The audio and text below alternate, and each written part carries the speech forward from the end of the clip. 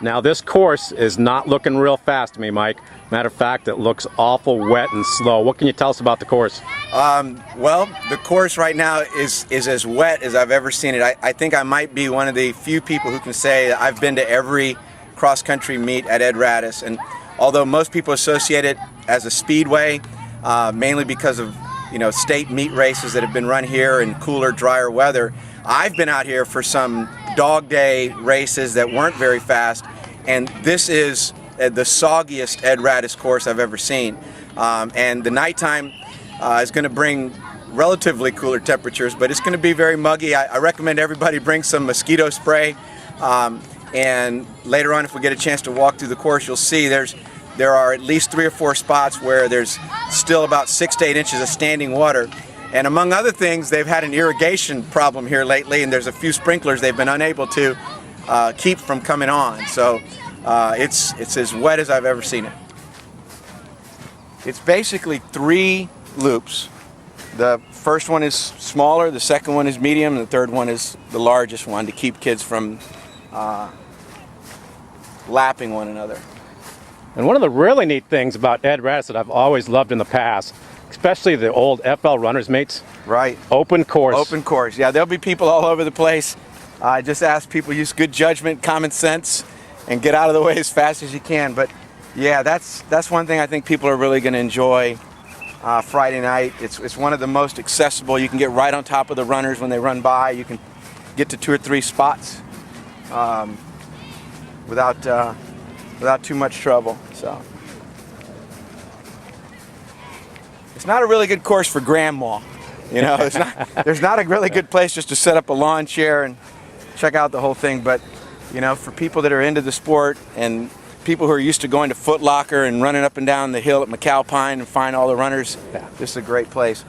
This is the old starting line, and we'd be looking down here at the first 400-meter straightaway.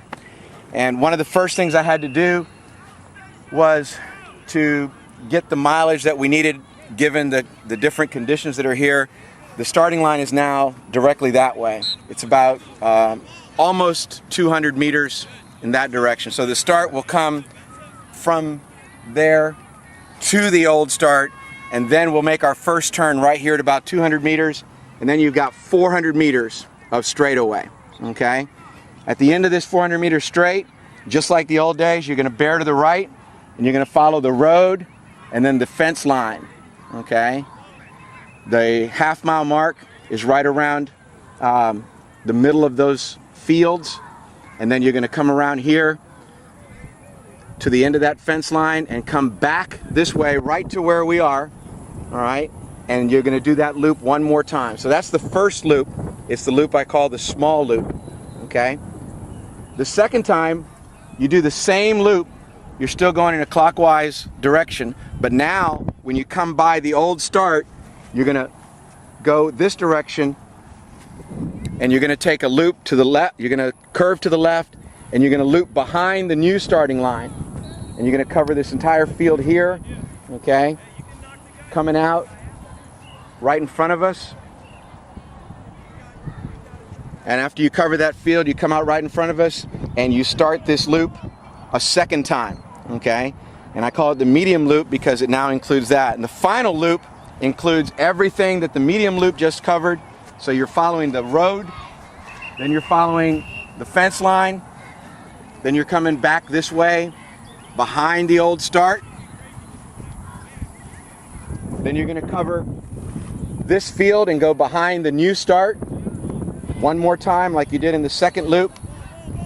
But now on the third loop, one of the features that made this course unique and one of the trademarks of this course was the only hill on the course is down about 300 meters from here, all right? Instead of doing the loop the same way, you turn left, you go up the hill. We'll go up there in a little bit. Let's go up to the hill and see what it looks like nowadays. We're going to climb that small hill. We're going to loop one more set of fields and then finish this large loop, okay? And head for the finish line. The finish line will be straight ahead about 200 meters from where we're standing right now. So pretty much right by that big pole right there, the first pole that we have in view. Just beyond that, Just a yeah. little Where bit past the it. gentleman, I think there's a gentleman in a red shirt down there, just beyond that. So the final turn, by the way, when you make the final turn, that is exactly the 3 mile mark. I thought that'd be cool.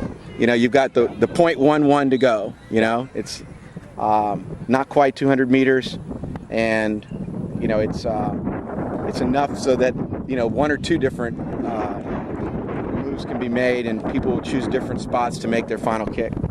Well, let's take a walk over to the starting line. Okay.